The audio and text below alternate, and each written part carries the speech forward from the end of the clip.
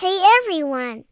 Have you ever been to the beach or a lake and wondered something really curious? You toss a little stone into the water, and whoosh, it sinks right to the bottom. But then you see a gigantic ship, way bigger than a house, made of heavy metal, and it just floats there like a rubber ducky. How is that possible? A tiny stone sinks, but a massive ship floats? It seems like magic, right? Well, today, we're going to uncover the secret behind this mystery, and I promise, it's not magic.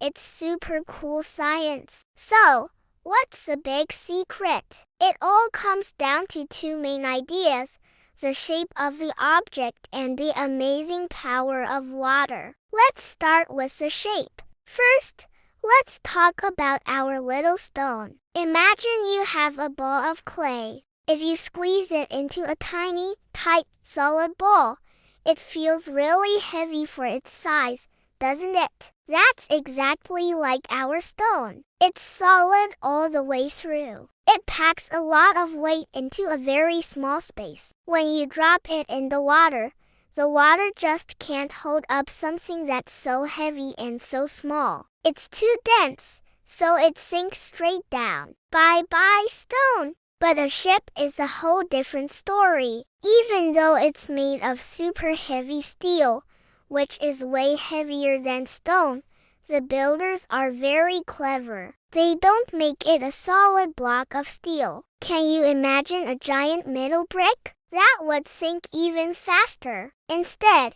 they shape the steel into something like a giant bowl or a huge, empty tub. The most important part is what's inside the ship. It's not more steel. It's air. Lots and lots of air. Think about it. The inside of a ship has rooms, hallways, and big cargo holds, and all that space is filled with air. And we all know air is super light, way lighter than water. Because the ship has this huge hollow belly full of air, its total weight gets spread out over a massive area. So, even though it's made of heavy metal, the ship as a whole, with all that air inside, becomes much, much lighter for its giant size compared to our small, solid stone. It's like turning that heavy ball of clay into a big, hollow boat shape. The same amount of clay can now float. Now for the second part of our secret,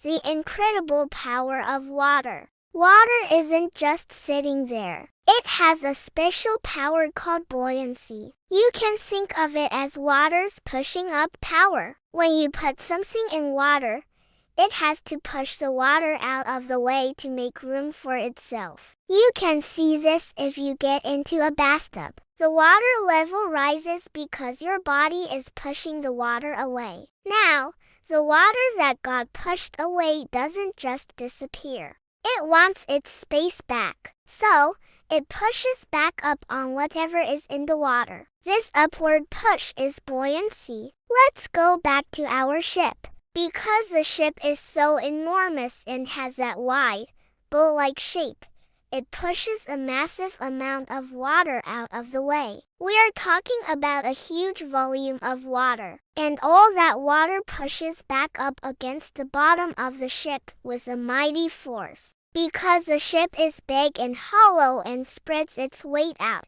this upward push from the water is strong enough to hold the entire ship up. It perfectly balances the ship's weight, and so, it floats. But what about our little stone? It's so small that it only pushes a tiny bit of water out of the way. The upward push from that little bit of water is not nearly strong enough to hold up the heavy stone. The stone's weight easily wins the pushing battle, and down it goes. The water just doesn't have enough surface area to push against to make a difference. So, to sum it all up, it's a team effort. The ship's clever hollow shape, full of light air, makes it light for its size. And the water's powerful upward push, called buoyancy, is strong enough to hold that giant, spread out shape afloat. The stone is too small and too solid,